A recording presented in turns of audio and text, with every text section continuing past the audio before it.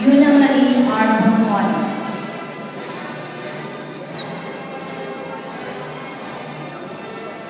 With distinction and winner in the academic conference, please be Chloe. at second place. Chloe.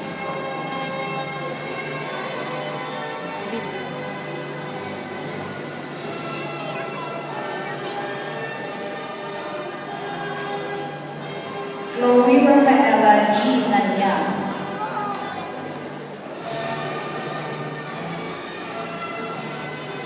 Best in reading, Fred Mount Zion.